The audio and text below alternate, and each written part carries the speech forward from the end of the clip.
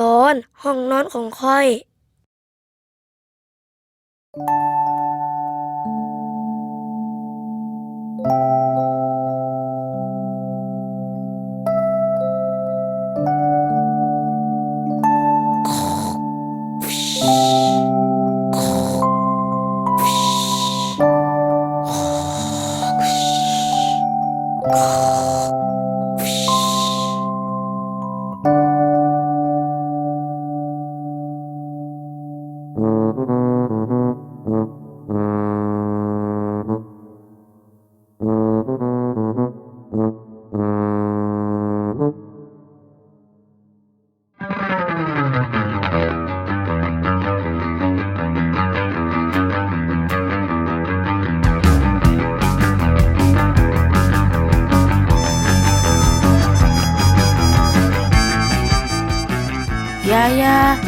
อย่าเอาของค่อยไป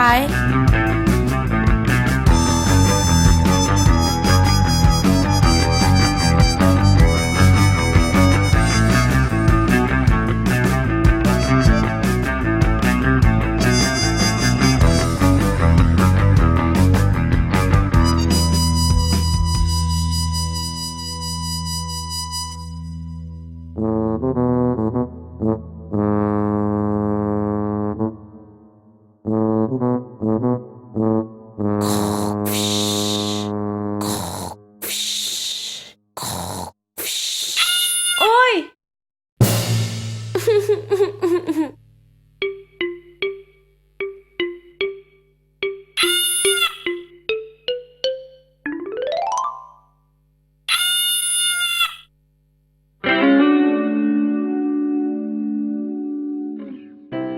ว้าว ฮ่าฮ่าฮ่า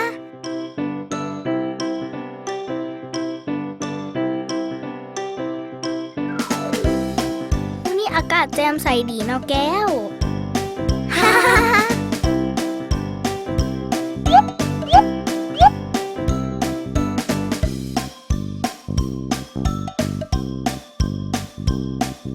โอ้มันอย่างน้อบาดนี้เนาะ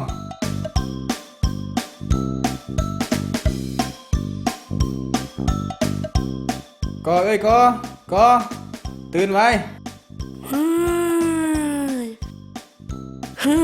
มือค่อยเป็นอย่างแขนค่อยเป็นอย่างคือมันได้ตุ่มเต็มไปหมดเลยหาละกันย้อนจะบ่มักอาบน้ำและบ่มักเมียนเครื่องในห้องเฮ็ดให้มีสัตว์ที่เปื้อนเปื้อะเช่นหนูแมงสาบและมดมาอาศัยอยู่บัดนี้คันทาลูกบ่อยากเป็นแบบนี้ต่อไปลูกต้องเมียนห้องให้สะอาดเด้อ เจ้าพอ สบายดีพ่อ มาก็พวกเราจะช่วยเจ้าเอง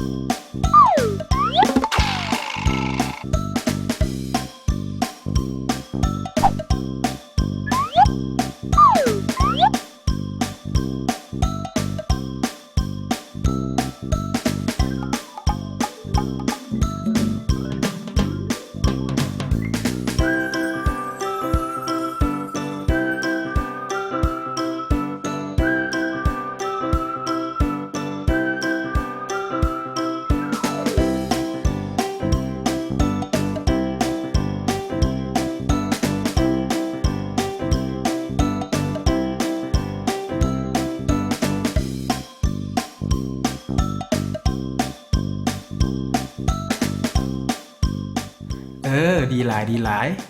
ต่อไปลูกต้องเมียนห้องให้สะอาดแบบนี้อยู่เรื่อยๆเด้อจึงจะบ่มีสัตว์ที่เปื้อนเปื้อะมาใส่อยู่อีก เจ้าพอ